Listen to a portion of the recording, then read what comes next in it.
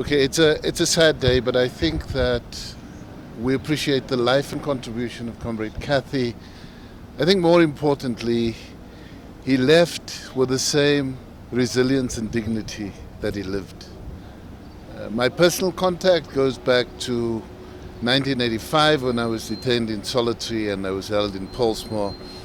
And he slipped past my cell, said hello to me, asked me to be strong on his way to the hospital, and then the following day sent me a poem. So it's a long relationship that now spans 32 years.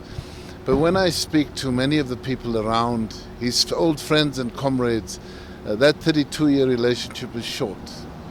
But I think he treated everybody in quite the same way, with dignity and strength. And he's been a particular pillar of strength. Some of the stories that he's been able to recount through life, just sitting and sharing information, sharing values very importantly, and that I think is a big struggle for us. It's not the political struggle, it's a struggle for values, and I think Uncle Kathy represented that in large doses. And so it's that we'll miss. It's a generation of leadership, of people who took responsibility and struggle not for position, but in order to impact on the lives of others.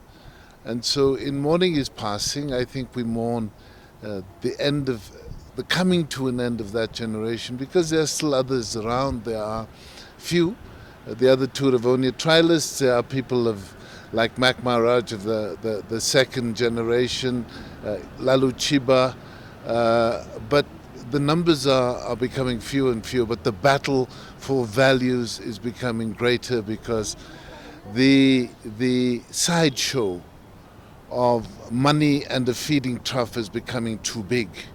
And so we need to replicate those skills and the strength and the resilience and the voice of people who will say no to that and understand what Batupili means. It means always putting our people first. It means tilting our policies in the direction of our people and being committed to have our policies measured against the objectives that we set. And that's what I think Uncle Kathy represents to all South Africans. It's strong, it's resilient, it's non-racial, it's non-sexist, it's driven by the best values amongst us. And so I think we dip our banner and say thank you very much for the inspiration, the leadership and the example, the living example that Ahmed Kathrada was to each.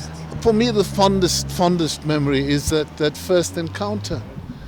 You know, it was my first detention in solitary confinement. I didn't know what was on the other side of it. And then comes somebody who brings a message of hope to me. He himself is serving a sentence of life imprisonment, and he can transmit hope. And once that encounter happened, nothing could ever take it away, and nothing could surpass it, because whatever has happened in the rest of my life since then, I can always go back to that very, very dear memory of an engagement between us. And the poem he sent to me the following day, all of it illegal in the prison system, a poem that's titled, Say not the struggle naught availeth. And it was that message that says, the struggles that we fight will always yield something better. All that we must remain true to is to recognize the opportunities that we create in struggle.